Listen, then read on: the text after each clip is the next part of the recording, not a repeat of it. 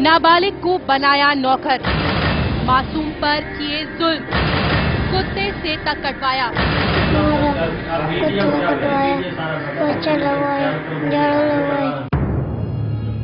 आजाद घूम रहा है आरोपी ईश्वर चंद्र गुप्ता। क्या कर रही है सरकार? क्यों असुरक्षित है मासूम बच्चे? नमस्कार, ये हमारा आज का विषय न्यूज पॉइंट का। और एक ऐसे वक्त में जब हम सब लोग अपनी हिफाजत की सोचते हैं, अपनी सुरक्षा के बारे में सोचते हैं, ये वाकई बहुत ज्यादा चिंता और तकलीफ देने की बात है जब हम इस देश में नन्हे, मजबूर और मासूम बच्चों की तस्वीर इस तरह की देखते हैं। हम इसी पर चर्चा करेंगे अगले आधे घंटे में न्यूज पॉइंट में। और मैं आपको मिलवाना चाहूंगा मेरे एक बहुत ही खास पैनल से। यहां पर मेरे साथ कैलाश सत्यार्थी जी मौजूद हैं, जो कि फाउंडर प्रेसिडेंट है बचपन बचाओ आंदोलन के। मेरे साथ लखनऊ से लव वर्मा साहब जुड़ रहे हैं, जो कि मेंबर सेक्रेटरी है national commission for protection of child rights, जो बच्चों के राइट्स हैं उनके कामों से जुड़े हैं। और मेरे साथ अमन सिन्हा, एक सीनियर काउंसिल है सुप्रीम कोर्ट के, एक वकील हैं, वो जुड़ रहे हैं, जिनसे कानून कैसे इन बच्चों को प्रोटेक्ट करता है उस पर हम चर्चा करेंगे। और मुकेश सिंह सेंगर होंगे मेरे साथी, जो कि लगातार इस पूरी घटना से जुड़ी सारी खबर हम तक लाते रहे। लेकिन सबसे पहले आप लोगों से बात करने से पहले इस तरह के मामले की मौजूदा तस्वीर।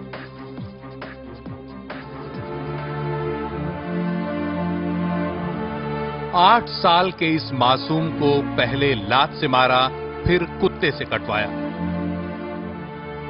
लेकिन जिस शख्स ने बच्चे के पूरे जिस्म पर जख्म दिए, गुड़गांव पुलिस उसे अदालत में चाय पिलाती नजर आई।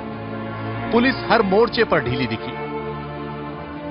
चाहती तो रात में ही गिरफ्तारी हो सकती थी, लेकिन गिरफ्तारी अगले दिन सुबह 10 बजे हुई और आरोपी 2:30 बजे दिन तक जमानत पर रिहा होकर साजिश की कहानी भी सुनाने लगा। बता दो कि क्या बात कर रहे हैं? ये साजिश हुई है। यही तो बता दो सर, आप बता दो आपके ऊपर क्या जो एलिगेशन लगाए गए हैं वो सही है या नहीं है। उधर बच्चे की हालत अब भी नाजुक बनी हुई है। गले में दर्द की शिकायत पर उसे सरकारी अस्पताल ले जाया गया। जांच के बाद ही पता चलेगा कि आगे का इलाज कहां होगा। इस बीच राष्ट्रीय बाल अधिकार संरक्षण आयोग एनसीपीसीआर की 5 लोगों की टीम मौके पर पहुंची तो सारी लापरवाही सामने आ गई। आरोपी के खिलाफ बंधुआ मजदूर की धारा नहीं लगाई गई। बच्चे का तरीके से इलाज नहीं कराया गया। बिना पूरी तस्दीक किए बच्चे को घर वालों को सौंप दिया गया। टीम ने गुड़गांव पुलिस और प्रशासन दोनों की क्लास लगाई है। उसके जो डॉग बाइट्स हैं, उसके जो बॉडी के ऊपर जो निशान है और उसका जो पूरी बॉडी ऑलमोस्ट सूजी हुई है, तो उसके लिए उसको इमीडिएटली मेडिकल अटेंशन की बहुत ज्यादा जरूरत है। मैंने सीएमओ से गुड़गांव के और पीएमओ प्रिंसिपल मेडिकल ऑफिसर से भी बात की है, उसका अरेंजमेंट करा के एम्बुलेंस आने वाली है। पुलिस की ये ढिलाई उन लोगों का हौसला तोड़ती दिखी जिनकी कोशिशों से बच्चे की रिहाई मुमकिन हुई।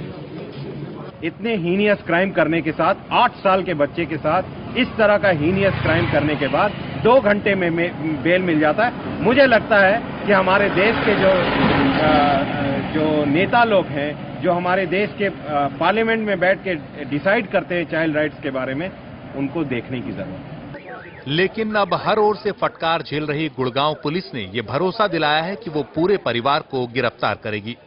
बच्चों के साथ हुए शोषण के मामले में पुलिस और सरकारी महकमा तो लापरवाह है ही, कानून भी कहीं न कहीं कमजोर है। शायद इसीलिए आरोपी बच निकलते हैं। गुड़गांव से कैमरामैन धनपाल के साथ मुकेश सिंह, एनडीटीवी इंडिया।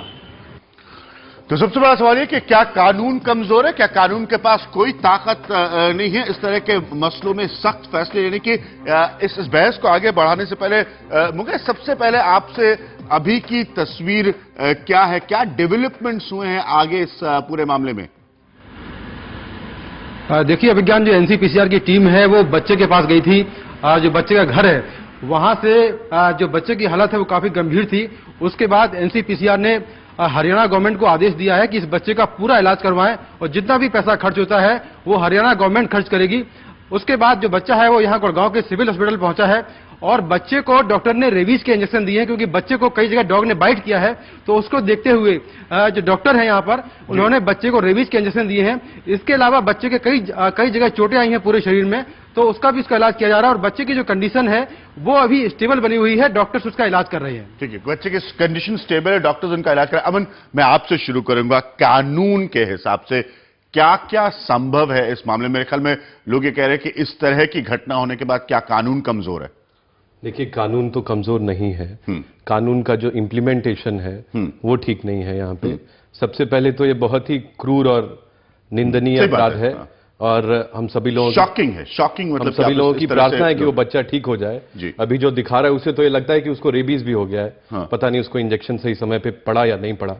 पर अभी ये जो अटैक किया इन्होंने, एक भयानक कुत्ते को 8 साल के बच्चे के ऊपर छोड़ दिया, ये तो जानलेवा हमला है। और इसमें पुलिस को जो FIR लॉन्च करना चाहिए था वो ग्रीवियस हर्ट के लिए या तो सेक्शन 326 में ऑफ IPC या सेक्शन 307 में। आप साफ साफ कह रहे हैं कि अगर पुलिस चाहती तो ज्यादा सख्त रवैया इस मामले में हो सकता था। बिल्कुल हो सकता था। ये जानलेवा हमला है। और अगर 307 या 326 के तहत अगर FIR लॉन्च होता और उन सेक्शंस में चार्ज किया जाता तो उनको बेल नहीं मिलती। अब वो 2 घंटे में बेल पे बाहर हो गए। और साजिश जो कह रहे हैं, मुझे तो लगता है कि साजिश जो है ये एक छोटे बच्चे आम आदमी के खिलाफ है। साजिश उनके जैसे वो अपना जो काउंटर चार्ज दे रहे हैं कि मेरे खिलाफ कराची इतने सालों से आप लोग बचपन बचाए आंदोलन में काम करें। एक सिंपल सी चीज, और मुझे सही करिएगा अगर मैं गलत हूंगा यहाँ पर, कि आप जो है बंधुआ मजदूर के खिलाफ, इस देश के बड़े सख्त कानून है बंधुआ मजदूरी के खिलाफ, आप इस तरह के मसलों में वो अप्लाई नहीं करते, तो इसलिए बेल मिलने का साधन और बेल मिलने का दरवाजा तो पहले खोल देते हैं। निश्चित तौर पे ये बंधुआ मजदूरी का मामला है।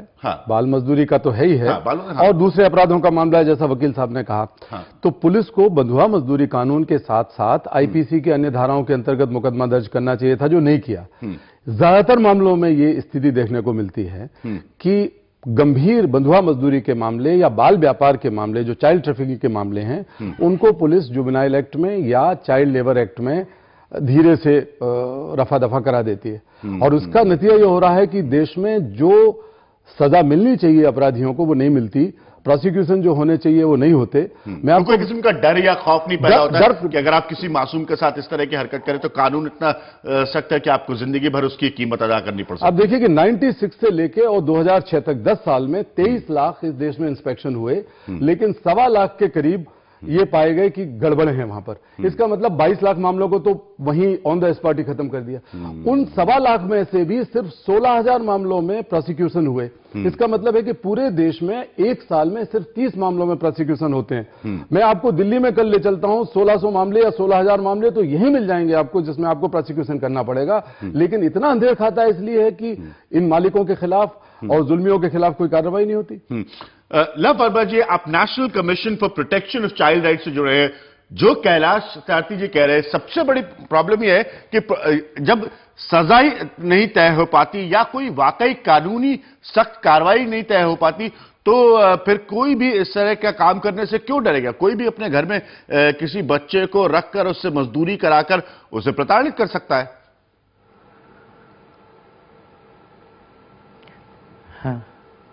हाँ, लव वर्मा जी, मैं आपसे सवाल पूछ रहा था कि यहां पर कैलाश जी का यह मानना है कि जो कार्रवाई होती है वो इतनी कमजोर होती है कि कोई डर का मैसेज नहीं जाता कि आप इस तरह की घटना किसी बच्चे के साथ न करें।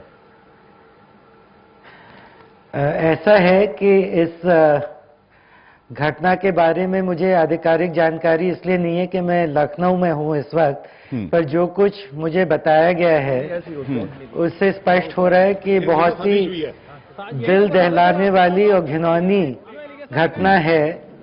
और हमारी जो टीम है NCPCR की, वो मौके पे गई है और वो अपनी रिपोर्ट भी सबमिट करेगी। इसको हम लोग एज अ टेस्ट केस लेना चाहेंगे।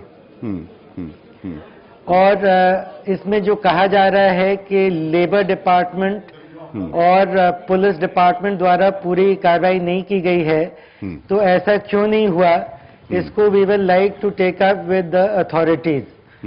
सर जब आप ये कहते हैं कि आप इसको अथॉरिटी से आप एनसीपीसीआर इसको अथॉरिटी से आगे लेकर जाना चाहेगा, मैं आपसे पूछना चाह रहा हूं यहां पर कि इसमें फिर जो लोग जिम्मेदार है, अकाउंटेबल है, उनको फिक्स करने का अगला कदम क्या हो सकता है?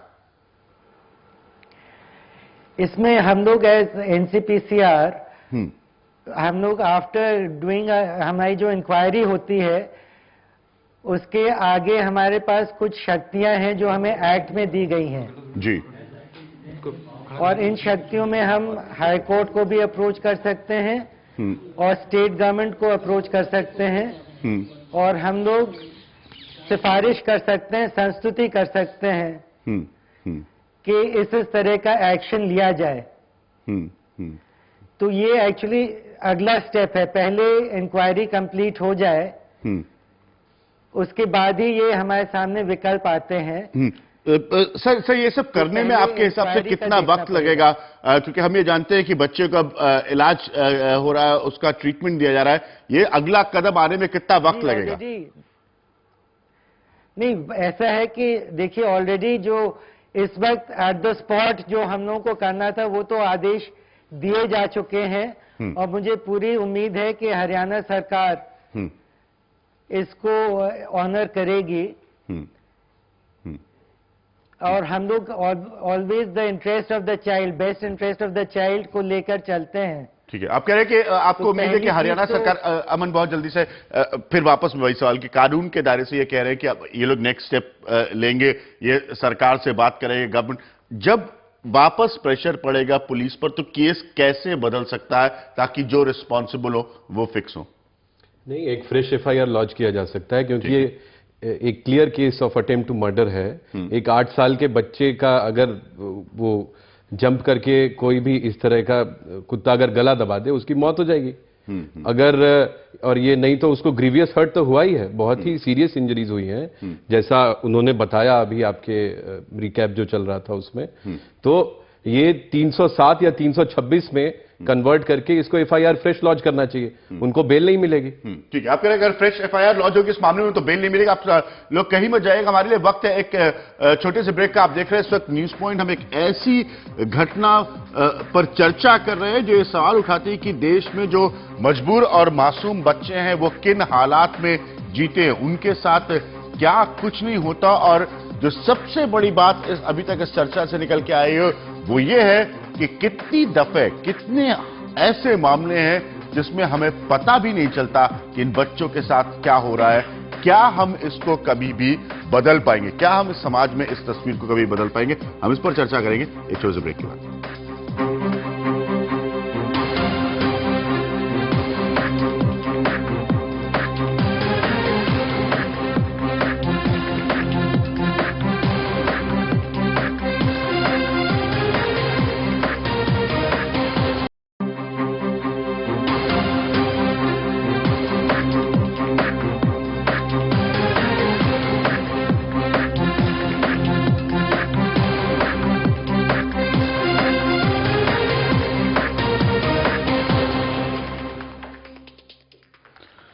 आप देख रहे हैं न्यूज पॉइंट, इस मसले पर चर्चा कर रहे हैं कि देश के मासूम बच्चों का क्या हाल है, क्यों उनको मजबूरी में का फायदा उठाकर उनसे काम कराया जाता है, उनको प्रताड़ित किया जाता है। ये डीएलएफ फेज 1 एक इलाका है गुड़गांव का जहां पर बहुत अमीर लोग रहते हैं, वहां की एक घटना सामने आई। ब्रेक में जाने से पहले मैंने आपसे कहा था कि हम इस पर चर्चा करेंगे कि क्या वाकई नेशनल लेवल पर पूरे देश के स्तर पर कोई बदलाव आ सकता है इसमें, या हम लोग अनअवेयर हैं, हम जानना नहीं चाहते। हमें पता होता है कि किस घर में कौन बच्चा घर में काम कर रहा है, घर का कामकाज कर रहा है, लेकिन हम इतना भी नहीं चाहते कि हम इन्फॉर्म करें अथॉरिटीज को उसकी जिंदगी की आजादी देने के लिए। कराची सबसे बड़ा मसला आपको क्या लगता है? लोगों का एटीट्यूड इस तरफ है कि कोई फर्क नहीं पड़ता, पता होता है लोगों को कि देखिए छोटे छोटे बच्चे काम कर रहे हैं, उनको हरास किया जाता है, लेकिन कोई आगे बढ़कर इन्फॉर्म नहीं करना चाहता।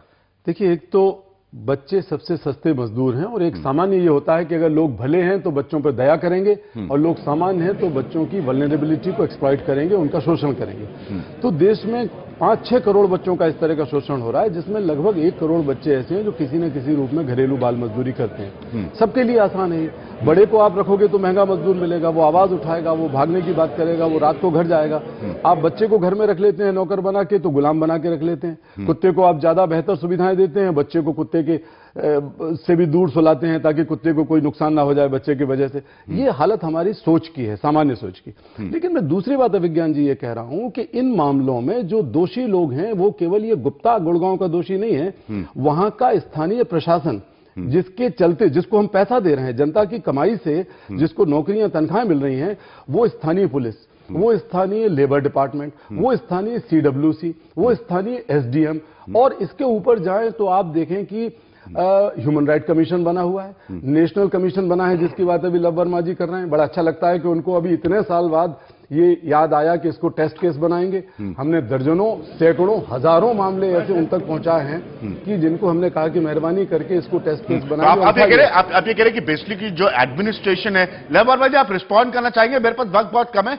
सबसे बड़ी प्रॉब्लम है कि लोकल जो एडमिनिस्ट्रेशन है वो इन सब मामलों को सही तरीके से डील नहीं करता, नजरअंदाज करता है, दबाने की कोशिश करता है और साथ में जुड़ा रहता है उन लोगों के जो ये हरकतें करते हैं। मैं समझता हूं कि धीरे धीरे परिवर्तन आएगा लोगों के सोच में। ओवरनाइट तो हम कोई मैजिक वॉन्ड हमारे पास है नहीं जी। और नई नई स्कीम्स भी लाई जा रही हैं, जैसे कि ये ICPS स्कीम आ रही है, इंटीग्रेटेड चाइल्ड प्रोटेक्शन स्कीम। इसके अंतर्गत ये कोशिश की जाएगी कि बच्चों की सुरक्षा को और बढ़ाया जाए और उसमें जितने भी स्टेक होल्डर्स हैं उनको इन्वॉल्व किया जाए।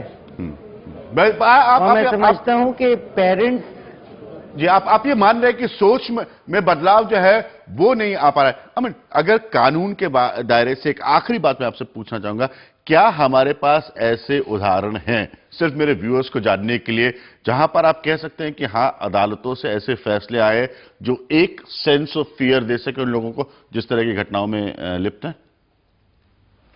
अनफॉर्चुनेटली नॉट, पर मुझे लगता है कि अब ये समय आ गया है कि हम इस देश में जो बाल अधिकार हैं, चाइल्ड राइट्स हैं, उनकी उपेक्षा शुरू से होते आ रही है। यहाँ पे कुछ ऐसा सिस्टम है हमारे देश में कि जिसको वोट करने का हक है उसकी आवाज तो सब लोग सुनते हैं और समझते हैं और उनकी बात को वजन दिया जाता है, वेट दिया जाता है, पर बच्चों को तो कोई वोट करने का अधिकार नहीं, उनकी बात उठाने वाला भी कोई नहीं है। मुझे लगता है अब समय आ गया है कि बच्चों के लिए और we should have separate courts for women and children. ठीक है, महिलाओं और बच्चों के अगेंस्ट जो क्राइम, जो अपराध होते हैं उसके लिए सेपरेट कोर्ट होना चाहिए और एक टाइम बाउंड तरीके से, समय सीमा के तहत उसका डिस्पोजल होना चाहिए। छोटे बच्चों का इंप्रेशनेबल माइंड होता है, 15 साल तक आप ट्रायल थोड़ी चला सकते। बिल्कुल, आप सभी लोगों का बहुत बहुत शुक्रिया। मेरे ख्याल में अमन सिन्हा ने आखिरी में एक बहुत अच्छी बात कही है कि एक सोच हो सकती है कि महिलाओं और बच्चों के खिलाफ जो अपराध होते हैं ये आप समझ नहीं सकते कितने शॉकिंग है, कितने दुर्भाग्यपूर्ण है। आप ये गुड़गांव की कहानी से अंदाजा लगा सकते हैं। उनके लिए एक अलग तरीका हो उनको इंसाफ दिलवाने का, इस सिस्टम से अलग तरीका हो उनको इंसाफ दिलवाने का। ये था हमारा आज का